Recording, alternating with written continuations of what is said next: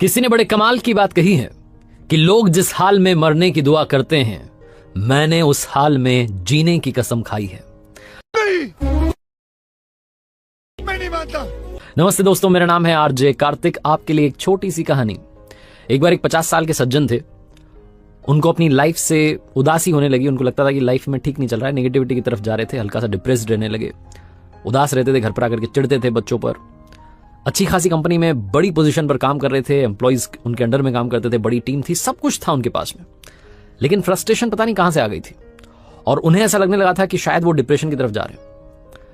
तो उनकी वाइफ ने उनसे कहा कि बुरा मत मानिए, लेकिन आपको काउंसलिंग की जरूरत है। एक अच्छे ज्योतिष हैं, मुझे लगता है कि आप पहले तो कुंडली दिखा लीजिए, और वो अच्छे काउंसलर भी हैं, आपको समझा देंगे कि क्या करना है। तो ये जो व्यक्ति थे, उन्होंने कहा ठीक है, तुम कह रही हो तो मान लेता हूं बात को। ये पहुंचे वहां काउंसलिंग के लिए। वो ज्योतिष भी थे, तो पहले उन्होंने कुंडली देखी, उन्होंने कहा कि सब कुछ ठीक चल रहा है, कोई दशा खराब नहीं, सब बढ़िया है। अच्छा बताइए क्या बात है। तो ये व्यक्ति बताने लगे कि मुझे मतलब दुनिया बारूद समझती है, लेकिन मेरे अंदर कारतूस जितना भी सामान नहीं है, मैं परेशान हो गया हूं दुनिया से।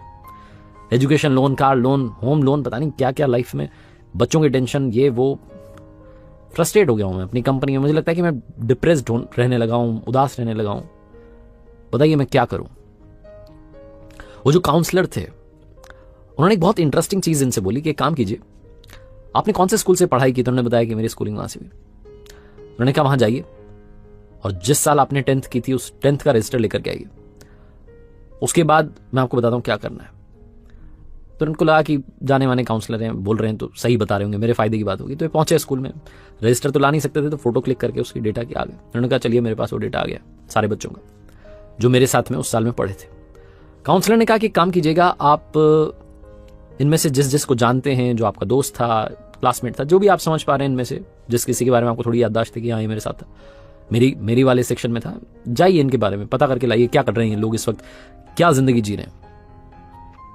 ये जो सज्जन थे, जो काउंसलिंग करवाने पहुंचे थे, उन्होंने कहा ठीक है मैं पता करके आता हूं। तो जो 10th क्लास के इनके क्लासमेट्स थे, जो इनके दोस्त रहे थे, थोड़ा इनको याद आ रहा था कौन कौन साथ में था। इन्होंने उनके घर जाना शुरू किया। लंबी प्रोसेस थी, महीना 2 महीना लगा, जब जब टाइम मिलता था पहुंच जाते थे ढूंढने के लिए। लेकिन उस लंबी प्रोसेस में इन्होंने समझा कि वो जो 10th क्लास में साथ में पढ़ रहे थे, उनमें से 10% तो इस वक्त दुनिया में ही नहीं है।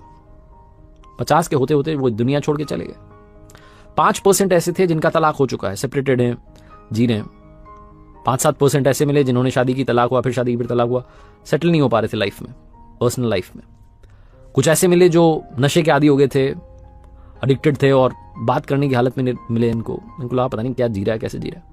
कुछ ऐसे मिले जिनको बीमारियों ने घेर रखा था, ऑपरेशन हुआ, ये हुआ, वो हुआ, हॉस्पिटल के चक्कर लगा रहे हैं, किसी के कोर्ट केसेस चल रहे थे। ये जब सारे उनसे मिलके, जो इनके उस वक्त के क्लासमेट्स थे, वापस पहुंचे काउंसलर के पास, तो जो ज्योतिष भी थे और काउंसलर भी थे, उन्होंने पूछा कि अभी कैसा लग रहा है, क्या अभी भी उसी नेगेटिविटी की दुनिया में हो, थोड़ा बाहर आए हो?